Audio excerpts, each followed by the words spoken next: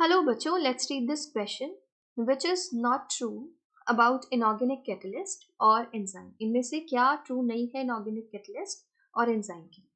यहाँ पर दिया है enzymes are reaction specific. तो बच्चों ये enzyme के लिए correct statement हो जाता है.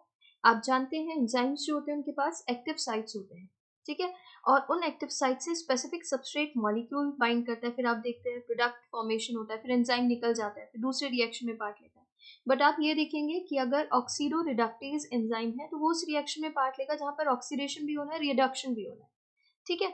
और इसी तरह से कार्बोक्सिलेज देखेंगे, है ना, वो डिफरेंट रिएक्शन में पार्ट लेगा. तो आप क्या देखते हैं, जो एंजाइम्स होते हैं वो रिएक्शन स्पेसिफिक होते हैं. ऐसा नहीं है कि एक ही टाइप का एंजाइम आप हर रिएक्शन में यूज करेंगे या एक ही टाइप का एंजाइम हर एक रिएक्शन को कराने में और उससे जो प्रोडक्ट बना रहा है उसको बनवाने में हेल्प करेगा. ऐसा नहीं होता है. डिफरेंट डिफरेंट एंजाइम आप डिफरेंट डिफरेंट रिएक्शंस में देखते हैं, ठीक है, क्योंकि उनके पास जो एक्टिव साइट है उस पर कोई स्पेसिफिक सबस्ट्रेट मॉलिक्यूल ही बाइंड कर सकता है. क्लियर है? तो ये स्टेटमेंट तो करेक्ट हो गया, नॉट ट्रू तो नहीं है, ये ट्रू है. फिर इसके बाद inorganic catalyst require specific factors but not needed bye enzymes. तो यहाँ पर कह रहे हैं इनऑर्गेनिक कैटलिस्ट रिक्वायर करता है specific factors but not needed bye enzyme. ये इनकरेक्ट होता है बच्चों. एंजाइम्स को भी क्या होता है, स्पेसिफिक फैक्टर्स की रिक्वायरमेंट होती है. ये इनकरेक्ट हो गया. Enzymes are sensitive to pH, ये करेक्ट है. एंजाइम के लिए क्या हो जाता है, करेक्ट हो जाता है. आप देखते हैं जो एंजाइम्स होते हैं वो सेंसिटिव होते हैं पीएच पर, ठीक है. डिफरेंट पीएच पर क्या होंगे, डिफरेंट रिएक्शन शो करेंगे. आप देखते हैं ऑप्टिमम पीएच होती है, एक हम टर्म यूज करते हैं ऑप्टिमम पीएच. ऑप्टिमम पीएच हम किसको कह देते हैं, एंजाइम, कोई भी एंजाइम हो सकता है और हर एक एंजाइम का ऑप्टिमम पीएच अलग अलग हो सकता है.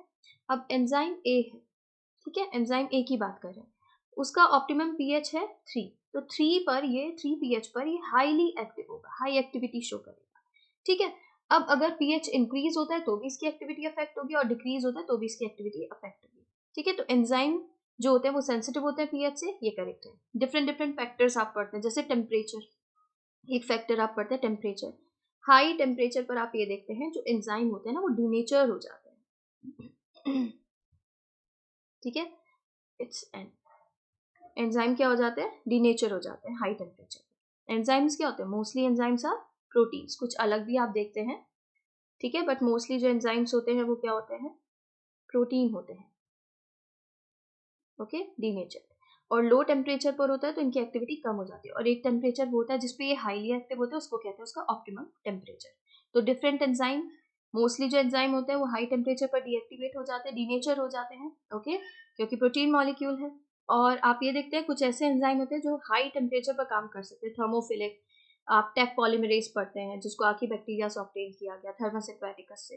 तो यहाँ पर एंजाइम सेंसिटिव होते हैं पीएच के लिए, पीएच पर, डिफरेंट पीएच पर, ठीक है. पीएच से सेंसिटिविटी शो करते हैं, एक तरह से ये कहने का मतलब कि डिफरेंट पीएच पर डिफरेंट एक्टिविटी शो कर रहे हैं.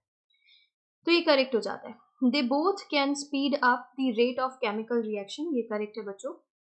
एंजाइम्स जो होते हैं आप जानते हैं, एंजाइम्स क्या करते हैं, किसी भी रिएक्शन की जो एक्टिवेशन एनर्जी होती है ना, एक्टिवेशन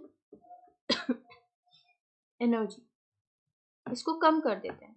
अब यहाँ पर देखिए कुछ मॉलिक्यूल्स हैं, सबस्ट्रेट मॉलिक्यूल है, ठीक है. इसकी एक्टिवेशन एनर्जी 1 है, इसकी 2 है, इसकी 3 है, 4, 5, 6, ठीक है.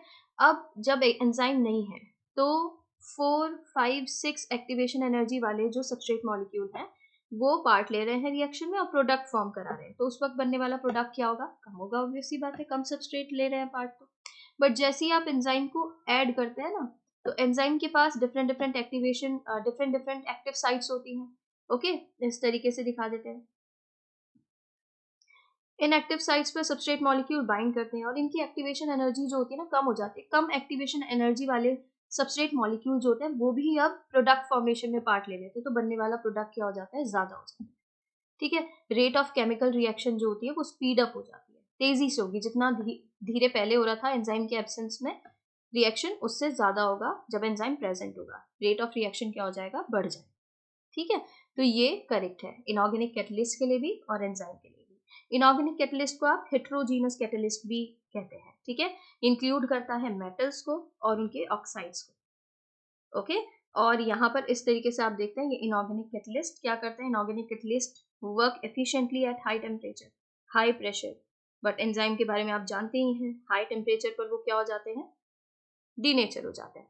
ठीक है, तो यहाँ पर जो इनकरेक्ट और नॉट ट्रू है अबाउट इनऑर्गेनिक कैटलिस्ट और एंजाइम वो है स्टेटमेंट 2, ऑप्शन 2 करेक्ट हो जाता है यहाँ पर। इसके regarding information new NCERT class 11 page number 112 and 113 पर गिवन है। Thank you.